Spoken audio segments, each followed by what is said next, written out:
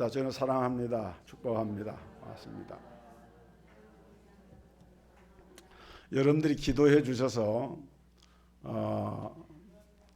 여행을 또 쉼을 잘 마치고 돌아왔습니다. 제가 7월 14일부터 휴가를 받아서 어제까지 만 40일 동안 휴가 기간을 지냈는데, 지금까지 43년간 목회를 하면서 처음으로 이제 이런 기회를 얻어가지고 지났는데, 지나는 거 보니까 좀 더 할 걸 그랬다 생각이 들어요. 우리 장로님들이 처음에 얘기할 때 한 100일쯤 이렇게 하시라고 그러더라고요. 그래서 나는 뭐 한 주간 쉬는 것도 감지덕지한데 40일이나 하는 것도 참 성도들 보기에 미안하고 성도들 힘들게 다 일하고 계시는데, 그런 마음 때문에 제가 이제 40일만 하겠다 그랬는데 금방 가더라고요, 시간이. 어쨌든 기도해 주시고 이렇게 참 교회를 지켜주신 우리 성도들께 감사하고, 또 우리 장로들께 감사하고, 또 강단이 비는 동안에 강단 사역에 헌신하신 우리 송규정 부목사님과 이재영 전사님께도 감사의 말씀을 드립니다. 저는 휴가 첫 주에는 의정부에 있는 성민교회에 가서 예배를 드리고 축도를 했고요.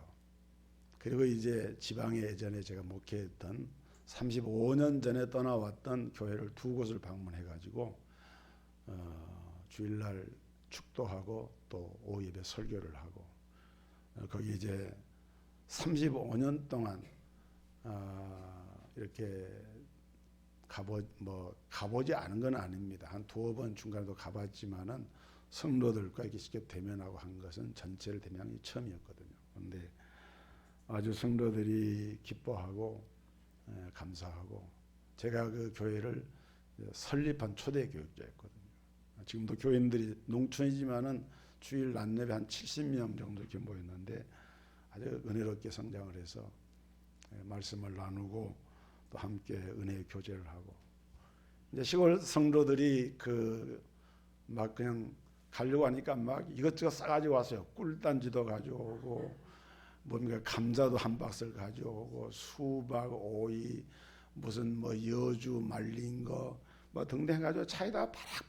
그래서 나중에 다른 여행지가 또 있기 때문에 그 차에 싣고 다닐 수가 없어서 또 여수에 제가 아는 사모가 아는 그 친구 되는 집사님이 있는데 그분들에게 다 드렸어요. 그냥 이렇게 다 드린 건 아니고 우리가 쓸 거는 놔두고 좀 드리고, 어쨌든 그러고 이제 했고, 그래서 이제 우리 교단의 그 렘넌트 대회가 7월 말주에 이렇게 있거든요. 그래서 렘넌트 대회를 또 이번에는 한 주간 동안 제가 참여를 했습니다.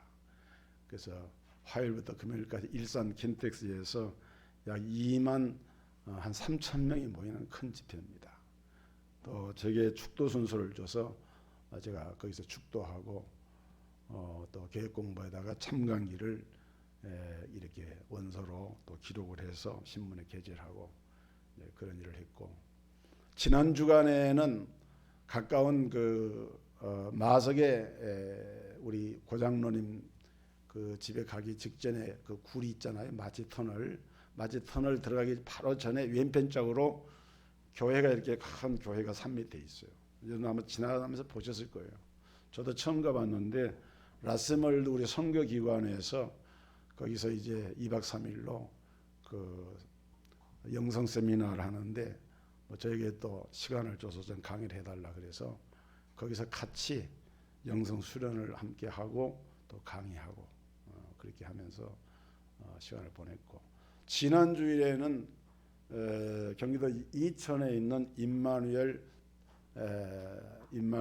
교회가 있습니다. 덕평 임마누엘 교회에 주일 오후에 거기에 이제 교회 이전 예배가 있어가지고 제가 지금 노회 또 노회장 직무를 가지고 있어가지고 거기에 가서 설교하고 또 같이 회의를 주재하고, 이게 사실은 뭐 말이 쉰다 그러지 교회 사역만 제가 쉬지 그냥 일이 많은 거예요. 그리고 이제 2주간은 가까운 집에 우리 갈매동에 있는 한 교회는 그 장로교회고 다른 한 교회는 침례교회인데 그 지역에 교회를 잘 지어서 이전해서 이제 거기에 교회를 새로 한 교회들인데 제가 이제 좀 공부도 하고 또 다른 교회는 예배를 어떻게 드리는가 참고도 하고 그러기 위해서 갔는데 가서 보니까 참 많이 새롭더라고요. 제가 예배를 늘 집례하는 위치에서 제 신분을 드러내지 않고 그냥 가서 예배를 이렇게 드렸는데 드리면서도 많은 것을 이렇게 느낌이 오고 그런 기회가 됐습니다. 그래서 그렇게 했고 또 이제 그 영성에 대한 그 책을 출판하기 위해서 제가 이번에 출판하는 그 책은 그동안의 그 총회 구역 공가라든지 또 기독교 이단 비판론이라든지 또 목양에 대한 칼럼이라든지 또 우리 송장로님이 2번이나 이렇게 책을 낼 때 출판을 해 주셨고 그래서 참 그런 책이 있는데 그런 책 말고도 소책자를 포함해서 이번에 내는 책이 7번째 책이 됩니다. 그래서 이번에 책은 좀 분량이 좀 많아요. 한 500페이지 가까이 되는 상당히 큰 분량인데 이제 아직 원고가 이렇게 다 정리가 안 되고 이번에 그거를 좀 집중하려고 했는데 사실 집중을 못했어요.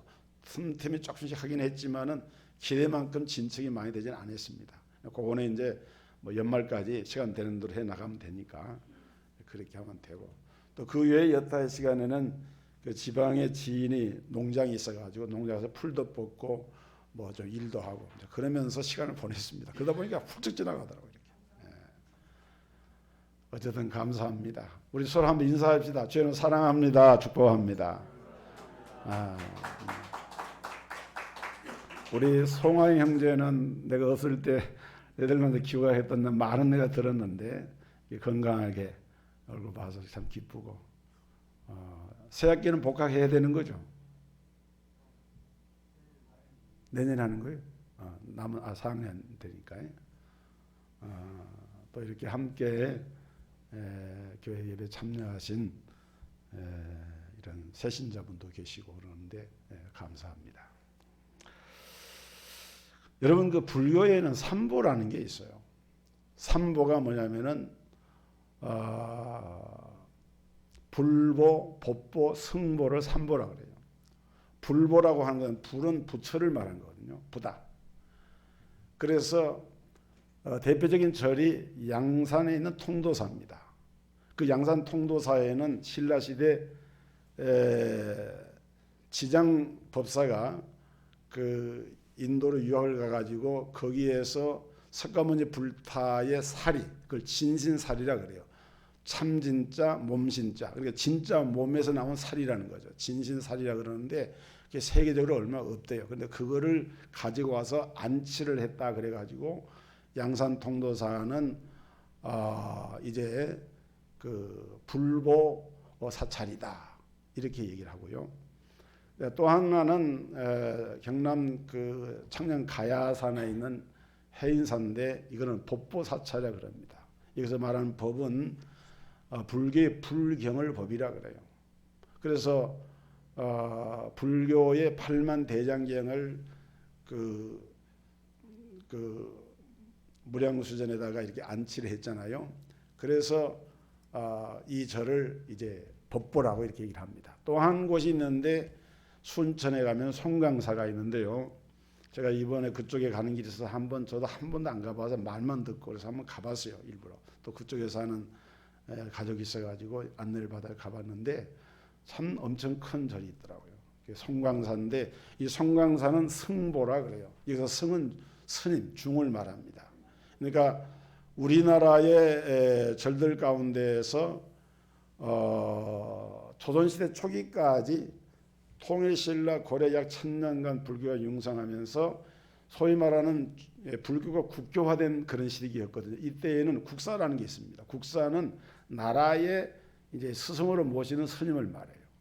이런 국사가 16명을 배출한 유일한 절이 그 송광사라 그래요.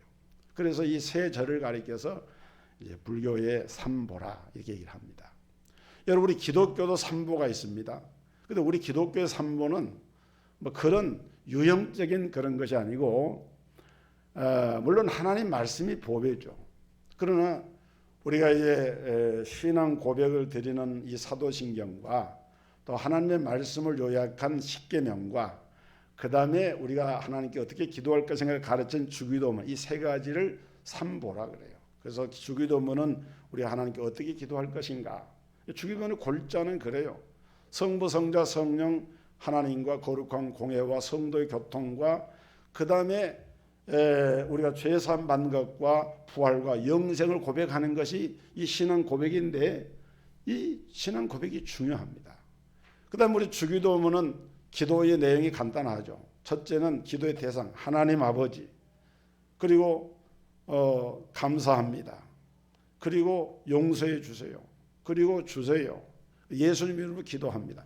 우리 손가락 5개가 있는데 하나님 아버지 감사합니다. 용서해 주세요. 주세요. 예수님 이름으로. 이 기도 이게 간단한 것 같지만은 이 주기도문 속에는 예수님이 직접 너희는 이렇게 기도하라. 그래서 기도의 모든 우리가 드리는 기도의 그 큰 맥락이 그 안에 다 들어있는 거예요.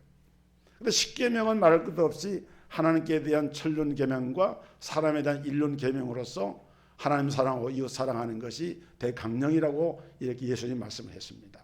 중요한 것은 이게 세 가지 보배가 있는데 성도들이 신앙생활을 하면서도 이 보배를 보배인 줄 잘 몰라요. 특히 사도신경 같은 경우는 사도신경의 이 신앙 고백이 얼마나 중요한 고백인지 모릅니다. 너희가 마음으로 믿어 의에 이르고 입으로 시인하여 구원에 이른다 그랬잖아요. 그러니까 우리가 마음으로 믿지만은 마음에 믿는 것은 고백이 돼야 됩니다. 입으로 시인한다고 하는 것이 고백하는 거예요. 그 고백하는 것이 신앙 고백이에요. 물론 신앙 고백은 사도신경만 있는 게 아닙니다. 찬송도 신앙 고백이고 기도도 신앙 고백이고 간증도 신앙 고백이고 또 말씀을 선포하는 것도 또 어떤 면에서는 그것도 신앙 고백입니다.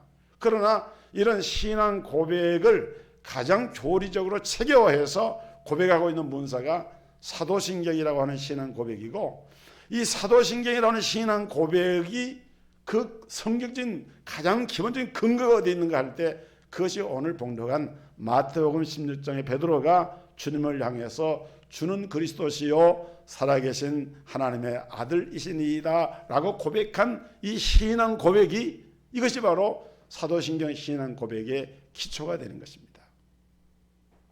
이 고백이 얼마나 중요한지 몰라요. 한번 같이 합시다. 주는 그리스도시요 살아계신 하나님의 아들이시니이다. 여러분 이 고백은 우리가 날마다 하는 것이 좋습니다. 왜? 예수는 그리스도니까. 그리스도라고 하는 말은 크리스토스라고 하는 말은 기름 부음을 받은 자인데 유대인들은 히브리인들은 구약시대에 왕과 제사장과 선지자들에게 기름을 부어서 이 기름을 붓는다고 하는 말은 무슨 말인가 하면은 거룩하게 구별했다 그 말이에요. 여러분 기름과 물이 이렇게 구분이 되듯이 기름이라고 하는 것의 특징은 뭐냐면은 다른 물질과 쉽게 융합이 안 됩니다. 기름의 독특한 성질 때문에. 그래서 이 기름으로 이렇게 부어서 거룩한 이 임직 왕과 제사장과 선지자를 세울 때 구별하는 의식을 삼았는데 예수가 그리스도라고 하는 말은 예수님이 바로 우리의 왕이십니다. 우리의 제사장이십니다. 우리의 선지자이십니다. 라고 고백을 하는 거예요. 그러니까 예수님은 만왕의 왕이라 그랬어요. 이 세상 임금 요한복음 12장 31절을 보니까 마귀를 가리켜서 이 세상 임금이라 그랬습니다. 왜? 이 세상은 보이지 않지만은 악한 마귀가 세상 나라의 주권을 가지고 왕노릇을 합니다. 그런데 만왕의 왕 되신 예수 그리스도가 요한일서 3장 8절 보니까 하나님의 아들이 나타나신 것은 마귀의 일을 멸하려 하심이니라 말씀한 것처럼 예수님이 우리를 구속하셨다라고 하는 말은 우리 인생들을 죄 아래에서 속박하고 있는 마귀의 권세로부터 우리를 속량해내는 거예요. 구원해내는 거예요. 그렇기 때문에 반드시 이 마귀의 권세를 꺾지 않고는 인간의 생명을 구원할 수가 없어요. 그래서 예수님 이 땅에 오신 건 우리 죄인을 구원하러 오셨지만은 그 말을 다른 말로 표현하면은 요한일서 3장 8절에 하나님의 아들이 나타나신 것은 마귀의 일을 멸하려 하십니다. 그래서 실제로 예수님은 마귀를 멸하신 거예요. 창세기에 보면은 원시 복음이라고 하는 이 복음이 제시됐는데 번제한 뱀을 향하여서 하나님께서 그 뱀을 향하여서 저주하시는 말씀이 나옵니다. 그리고 거기 놀라운 피의 복음의 언약이 주어지는데 여인의 후손이 내 머리를 상하게 할 것이고 너는 뱀을 가리켜서 너는 여인의 후손의 발꿈치를 상하게 할 것이다. 그러니까 발꿈치를 상하게 하는 이런 것은 치명적인 것은 아닙니다. 고통을 준다는 것이죠. 그래서 마귀 사탄은 계속해서 세상에서 자기 세력을 넓혀가기 위해서 성도와 교회를 핍박하고 대적을 합니다. 그러나 마귀는 절대 이길 수가 없어요. 왜? 예수 그리스도께서 십자가상에서 피를 흘리시고 승리하셨기 때문에 그리스도의 승리를 통하여 오늘 그리스도 예수 안에 있는 같은 신앙을 고백하는 주는 그리스도시요 살아계신 하나님의 아들이시니이다 라고 고백하는 그 고백을 통해서 우리는 주님의 승리를 함께 누리게 되어지는 것입니다. 예수 안의 승리, 예수 안의 생명, 예수 안의 부활, 예수 안의 영생, 이 모든 것이 주어진. 그래서 예수가 그리스도로 오셨다라고 하는 것은 마귀 권세를 깨뜨려 승리하신 만왕의 왕 되신 주님을 우리가 모셨다는 말이 되는 거예요. 또 한 가지 우리 예수님은 요한복음 1장 19절에 보니까 세상 죄를 지고 하는 하나님의 어린 양을 보라. 세례 요한이 예수님이 다 공생의 사역을 시작하시니까 그때 증거한 거예요. 세상 죄를 지고 가는 하나님의 어린 양이다. 구약시대는 그 일을 누가 했느냐? 제사장이 했어요. 제사장이 성소에 들어가고 지성소에 들어갈 때 백성들의 모든 죄를 가지고 그 안으로 들어가서 속죄의 제사를 드림으로 그 죄가 사함을 받고 용서를 받습니다. 그러니까 예수는 우리의 제사장으로 오셨다라고 하는 말은 인간의 죄의 문제를 해결하는 구원의 주님으로 오신 거예요. 염소와 황소의 피로 죄인을 깨끗하게 씻어서 정결케 하거든 하물며 하나님의 아들 예수 그리스도께서 너희 부정한 몸으로 깨끗하게 할 수가 없겠느냐라고 히브리 기자는 말씀을 했어요.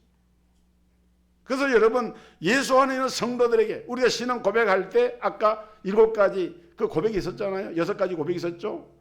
성부 성자 성령 하나님과 거룩한 공예와 교회 교통하는 것과 그 다음에 뭐예요? 죄사함과 부활과 영생이라. 죄사함의 은혜가 우리에게 임한 거예요. 누가 무슨 말을 한다 할지라도 예수를 그리스도로 믿고 고백하는 성도들에게는 죄사함의 은혜가 임한 줄로 믿으시기를 주의 이름으로 축복합니다. 그래서 정죄할 수가 없는 거, 마귀가 정죄하지를 못하는 거예요. 내가 비록 세상에서 볼 때는 별 볼 일 없어 보이고 연약해 보인다 할지라도 예수를 그리스도로 믿고 고백하는 성도들의 심령 속에는 악한 마귀가 정죄할 수가 없는 거예요. 누가 우리를 정죄하리요? 정죄할 수 없는 거예요. 그것이 바로 신앙 고백에 담겨져 있는 건데. 그런데 또 한 가지 예수님은 선제로 오셨는데 요한복음 14장 6절에 보니까 내가 곧 길이요 진리요 생명이니 누구든지 나로 말미암지 않고는 내 아버지께로 올 자가 없다. 여러분 선지자는 뭐 하는 사람입니까? 하나님의 길을 가르쳐주는 사람이에요. 선지, 앞선자, 알지자 먼저 하는 거예요. 하늘나라 가는 길을 먼저 하는 거예요. 프로페트라고 하는 이 선지자를 프로페터스라고 하는 말도 이 프로라고 하는 것이 앞에란 말입니다. 그러니까 선지자는 앞에 나아가서 길을 인도하는 사람. 예수님은 우리가 천국 가는 길을 몰라요. 이 세상에서 천국 가는 길을 알려준 사람은 아무도 없어요. 중국의 자르라고 하는 공자의 제자가 하늘나라에 대해서 물었어요. 공자님에게. 하늘나라에 대해서 알려주세요. 이렇게 물으니까 공자님이 자로한테 뭐라 하냐. 자로야, 내가 땅의 일도 알지 못하거늘 하늘의 일을 어찌 알겠느냐. 공자님은요 위대한 스승입니다. 공자님은 인품이 훌륭한 사람이에요. 공자님은 그렇기 때문에 한 시대의 사람들에게 크게 추앙을 받은 거예요. 그러나 공자도 죄인이고 공자는 메시아가 아니고 공자는 그리스도가 아니에요. 그래서 공자는 겸손하게 내가 땅의 일도 알지 못하거늘 하늘의 일을 어찌 알겠느냐. 그러나 우리 예수님은 내가 하늘나라 가는 길이다. 내가 바로 진리다. 내가 바로 생명이다. 그것은 과장이 아니고 허세가 아니고 그 요한복음의 그 말씀의 그 특징이 뭐냐면은 이런 중요한 말씀 하실 때는 꼭 하는 말이 진실로 진실로 이런 영어로는 truly I say to you 내가 진실로 진실로 너에게 말한다. 그것이 헬라 원문에 보면은 그 진실로라고 하는 말이 아멘 아멘 레고 아멘이에요. 내가 진실로 진실로 너에게 말한다. 우리가 보통 신앙생활 하면서 기도 끝머리 아멘이라고 그러잖아요. 그 아멘이라고 하는 말이 사실은 진실로 그렇습니다. 그 말이거든요. 여러분 그래서 예수님은 하늘나라 가는 길을 온전히 우리에게 알려주시고 이 길 외에는 다른 길이 없다. 사도행전 4장 12절에 오직 예수 외에는 하나님께 나아가는 길을 우리에게 다른 길을 우리에게 주시지 않았다 그랬어요. 오직 한 길, 오직 예수, 오직 그리스도 그 주님을 믿고 고백하는 성도들은 누가 뭐라 하든지 간에 하나님 나라의 그 천국으로 직행하여 나아가는 길이 열려지는 줄을 믿으시기를 바랍니다. 그래서 오늘 이 본문에 보면은 베드로에게 천국 열쇠를 주셨다 그랬어요. 천국 열쇠. 여러분 우리가 솔직히 말해서 예수를 믿는 이유가 뭡니까?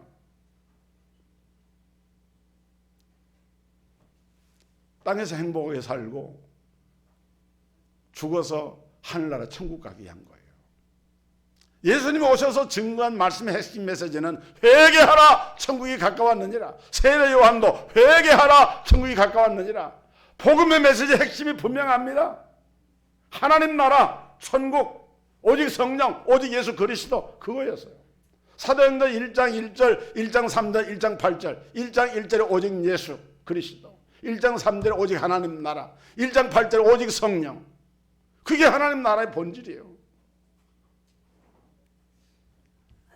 여러분 그 일을 예수님이 이루셨는데 베드로가 신앙 고백을 통해서 주는 그리스도시요 살아계신 하나님의 아들이시니이다 라고 고백을 할 때에 바요나 시몬아 네가 복이 있다.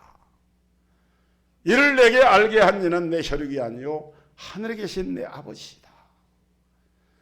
이 말은 무슨 말인가 하면은 여러분 우리가 지금 같이 고백을 했지만은 천하에 없어도요 성령으로 하지 않고서는 세상 사람들은 예수를 그리스도라고 고백하지 못합니다. 하나님을 아버지라고 고백하지를 못해요. 성령께서 우리에게 은혜를 주셔야만이 하나님을 아버지라 부르게 되고 예수를 그리스도로 믿고 고백을 하는 거예요. 그래서 이 고백 위에다가 뭘 세워요? 주님의 교회를 세운다. 여러분 내가 이 반석의 교회를 세우겠다. 로마 천주교회는 로마의 교황을 베드로인데 그 베드로의 그 터전 위에다 교회를 세우겠다 이렇게 해석을 합니다만은 그것은 잘못된 거예요. 베드로가 고백한 신앙 고백의 기초에다가 그걸 세운다는 거예요. 그래서 우리는 오늘날 여러분 신앙적인 가치관이 흔들리고 올바른 구원관이 흐려지는 것은 이런 확고한 신앙 고백이 없기 때문이에요. 저는 보면은요 신앙생활 하는 분들 가운데서도 예수가 그리스도인 것을 잘 모르는 분들이 많아요. 그리고 그냥 신앙생활 하는 것을 무슨 인격 수양이나 도덕적 인간이 되어지고 세상에서 잘 살고 행복하고 그것이 마치 신앙의 본능인 것처럼 착각하는 사람들이 있어요. 여러분 독일에 2차 대전 종전 직전에 신학자인 본 회퍼라고 하는 목사님이 있는데 이 본 헤퍼 목사님은 독일의 나치에 대항을 해서 순교를 했습니다. 신앙 고백 때문에 순교를 한 거예요. 신앙을 지키기 위해서. 참혹한 순교를 했어요. 여러분, 신앙 고백을 하기 위해서 신앙을 지키다가 순교할 수 있겠습니까? 근데 그것이 본 헤퍼 목사님만의 얘기가 아니고 초대교회는 그렇게 순교하면서 복음을 전했어요. 12사도들이 다 순교했잖아요. 12사도뿐만 아니라 초대 전도자들이 그 카타콤에서 고난당하고 순교했잖아요. 그런데 교회가 어느 정도 이렇게 지나가면서 이런 절대신앙이 무너지기 시작을 합니다. 그래서 그걸 다시 일으킨 것이 말틴 루터의 종교개혁인데, 여러분, 루터의 종교개혁 당시에도 독일의 농민전쟁이 30년 농민전쟁이 일어나고, 또 그 보헤미아의 그 종교개혁자라고 하는 잔 후스 같은 이런 신앙의 지도자는 화형을 당했어요. 신앙 고백 때문에 화형을 당했어요. 그러니까 종교개혁 시대에 다시 그것이 살아납니다. 신앙적인 가치관이 분명하고 확실하게 선포가 되고 이렇게 살아납니다. 그런데 세월이 또 흘러가니까 인간의 이성주의, 합리주의, 물질주의, 세상의 기복주의 이런 것들이 교회 안에 들어오면서 어느샌가 모르게 성경이 말하는 이런 신앙 고백이 흐려지고 그냥 그저 세상에서 잘되고 복받고 그것을 신앙의 본령으로 생각하고 이렇게 변형이 되고 있다는 거예요. 그래서 본 헤퍼 목사님이 나를 따르라 라고 하는 설교를 했는데, 그 설교에서 이분이 이야기한 중요한 용어가 뭐냐면은 값싼 은혜라고 하는 말을 했어요. 값싼 은혜. 그 값싼 은혜라고 하는 설교에서 본 헤퍼 목사님은 값싼 은혜를 이렇게 설명을 합니다. 삶을 바꾸지 않고 용서만 가르치는 설교, 참된 신앙 고백이 없이 의식에만 참여하는 세례, 하나님과 나 사이의 진정한 교제는 강조되지 않고 형식만 강조되는 성찬, 십자가 없는 은혜, 그리스도를 따라가기를 원하고 축복받기를 원하지만 희생을 거부하는 성도들, 삶이 없는 그리스도인, 이것이 바로 값싼 은혜이다 그랬어요. 여러분, 값싼 은혜와 대칭되는 용어는 뭘까요? 값비싼 은혜입니다. 여러분, 우리가 받은, 주님께로부터 받은 은혜는 값싼 은혜가 아니에요.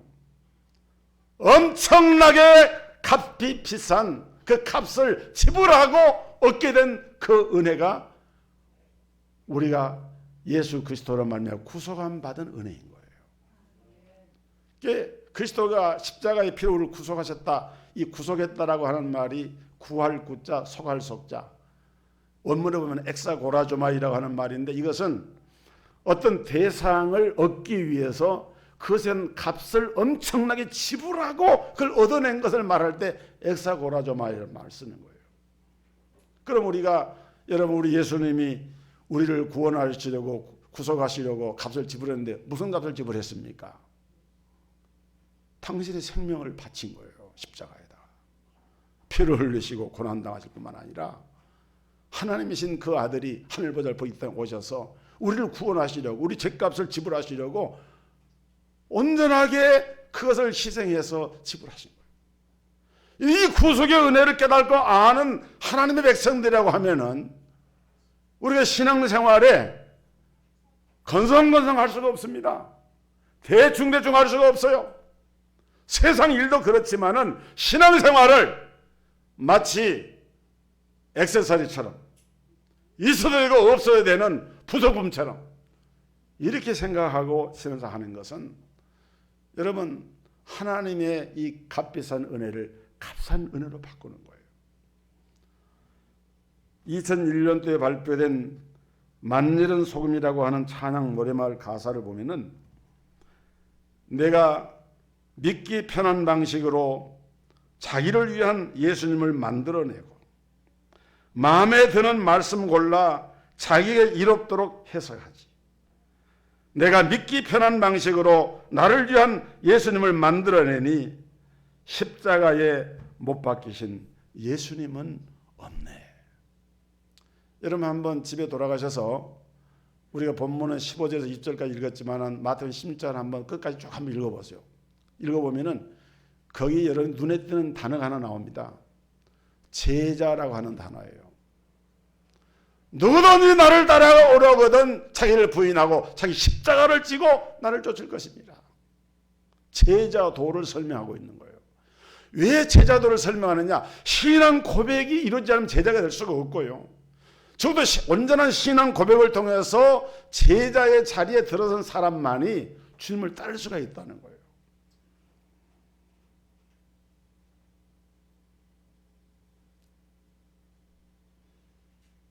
저는 한 40일간 이렇게 교회 사역을 쉬고 바깥에서 우리 교회를 이렇게 객관적으로 타자의 눈으로 이렇게 보면서 여러 가지를 생각이 많이 미쳤어요. 제 자신도 부족을 성찰하고 또 우리 성도들에게도 목자로서 목회자로서 좀 이렇게 허리에 띠를 동여매고 근신하고 또 집중하고 뭔가 새로운 도전 앞에 우리가 서야지 이 상태 이 모양으로 가서는 안 되겠다. 여러분 우리 성도님들 힘내시기 바랍니다. 다시 한번 힘을 모으십시다. 그래서 우리가 정말 주님의 뒤를 따른 제자가 돼야 돼요. 온전한 신앙 고백을 가지고 살아야 돼요. 여러분 그렇게 하면은 어떤 일이 벌어집니까? 천국 문을 여는 이 열쇠는 음부의 권세를 이기게 한다 그랬어요. 내가 이 반석 위에 내 교회를 세우리니 음부의 권세가 이기지 못하리라.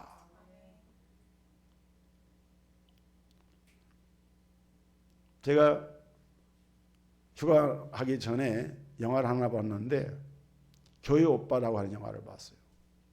혹시 보신 분도 있을 거예요. 이건희 집사라고 하는 젊은 집사님이 그 아내인 오은주와 이소연 가족이 이 오은주 씨가 딸아이를 출산하고 산후조리원에서 나오는 날 들려온 남편의 사기 대장암 소식을 듣습니다. 그래서 갑자기 어머니가 죽어요. 그래서 남편의 항암 치료가 종료된 지 일주일도 채 안 돼 가지고 아내가 사기 혈액암이 발견이 됩니다. 잠시도 쉴 틈 없이 밀려오는 고난 속에서 이 부부는 깊은 탄식과 함께 기도로 메어 달릴 수밖에 없었습니다. 내 안에 나는 죽고 오직 예수님만 사는 삶. 하나님, 저희 가정은 이러다 다 죽게 생겼습니다. 주님 살려주세요. 이건희 집사가 그렇게 기도하는 모습이 나와요. 마치 욕과도 같은 인생, 이해할 수 없는 기막힌 이 상황에서 남편 이건희 집사는 그 누구도 원망하지 않고 주님께 대한 신뢰를 거두지를 않습니다. 삶과 죽음의 기로에서 경계선에 있으면서 그는 무엇을 보았는가? 어떤 유창한 설교자의 설교보다도 어떤 거룩한 예배 의식보다도 그 집사님의 투병 가운데서 주님을 바라보면서 그걸 이겨내고 신앙을 부인하지 않고 견뎌내는 그 모습을 보면서 영화도 그렇게 길지도 않아요. 한 50분 정도밖에 안 하는 것 같아요. 짧아요. 기록 영화예요. 그런데 영화를 보는 이들이 다 눈물을 흘리고 가슴이 멍멍해지고. 여러분, 이관희 집사가 그 무서운 암과의 투쟁에서 결국은 한 줌의 채로 변하여서 그 아내는 그 한 줌의 채를 안고 돌아오는 그 모습 속에서, 그런데 감사한 것은 그 부부 어느 누구도 하나님의 신앙을 버리지 않는 거예요. 음부의 권세가 이기지 못하리라. 여러분, 사람이 가장 두렵고 무서운 것이 죽음이라고 그러잖아요. 근데 죽음보다 더 큰 권세가 뭐냐면 음부의 권세예요. 왜? 음부의 권세는 사망 권세일 뿐만 아니라 마귀 권세인데, 이 음부의 권세를 누가 주관하고 있느냐? 악한 마귀가 주관을 하고 있는데, 이 땅에서 삶으로 끝이 나는 것이 아니라 하나님 앞에 서서 어떤 모습을 서게 될 것인가 중요하지 않습니까? 그런데 그 자리에서 이 젊은 지사님은 투병 가운데 죽어가면서도 신앙의 끈을 놓지 않을 수 있었던 것은, 시편 23편 4절에 가서 보면은, 내가 사망의 음침한 골짜기로 다닐지라도 해를 두려워하지 아니할 것은 주께서 나와 함께 하심이라. 주의 지팡이와 막대기가 나를 안위하시나이다. 사실 우리가 경해보지 않고는 남들 얘기처럼 해서는 그 마음을 들어가 볼 수가 없어요. 간접 체험일 뿐이죠. 가족이 죽어가고 사망의 그 고통 속에 있으면서도 든든한 하나님을 향한 신앙의 고백을 할 수 있는 것은, 그 가운데서 음부의 권세를 이기신 주님이 함께 하시기 때문인 거예요. 그래서 성경에 보니까, 성경은 죽음보다 더 두렵고 무서운 이 지옥을 가리켜서 둘째 사망이라 표현했는데, 요한계시록 21장 8절에 그러나 두려워하는 자들과 믿지 아니하는 자들과 흉악한 자들과 살인자들과 음행하는 자들과 점술가들과 우상 숭배자들과 거짓말하는 모든 자들은 불과 유황으로 타는 못에 던져지리니 이것이 둘째 사망이라. 첫째 사망은 우리 육신이 죽는 거예요. 둘째 사망은 영원한 지옥의 형벌에 들어가는 거예요. 그런데 온전한 신앙 고백을 주님 앞에 드리면서 이 주님께로부터 천국문의 열쇠를 받은 주의 성도들은 지옥문의 권세가 두렵지 않다는 것입니다. 할렐루야. 여러분, 이 믿음을 우리 성도들이 굳게 가지시기를 주의 이름으로 축복합니다. 우리 이걸 가져야 돼. 이거 없으면 세상 이기지 못하는 거예요. 뿐만 아니라 천국문을 여는 열쇠를 가지면은 땅에서도 하늘문을 열 수가 있게 되는데, 요한계시록 3장 7절에 빌라델비아 교회 사자에게 편자라 거룩하고 진실하사 다윗의 열쇠를 가지시니 곧 열면 닫을 사람이 없고 닫으면 열 사람이 없는 그이가 이르시되, 볼지어다 내가 내 앞에 열린 문을 두었으되 능히 닫을 사람이 없으리라. 한번 따라합시다. 내 앞에 열린 문을 두었으니 능히 닫을 사람이 없으리라. 믿으시기를 주의 이름으로 축복합니다. 온전한 신앙 고백을 주님 앞에 드리고 천국 열쇠를 가지고 있는 성도들은 사망의 문이, 음부의 권세가 이기지 못하는 구원의 문이 열리고 전도의 문이 열리고 생명의 문이 열리고 은혜의 문이 열리고 축복의 문이 열려집니다. 여러분, 두려워하지 마세요. 염려하지 마세요. 내일 일을 걱정하지 마세요. 주님이 함께 하시는 온전한 신앙 고백 속에서 진정한 승리와 기쁨을 누리는 온 교회와 온 성도 되기를 주의 이름으로 축복합니다. 하나님 감사합니다. 우리 하나님께서 온전한 신앙 고백을 드린 베드로에게 내가 천국 열쇠를 내게 주노니 라고 말씀을 했습니다.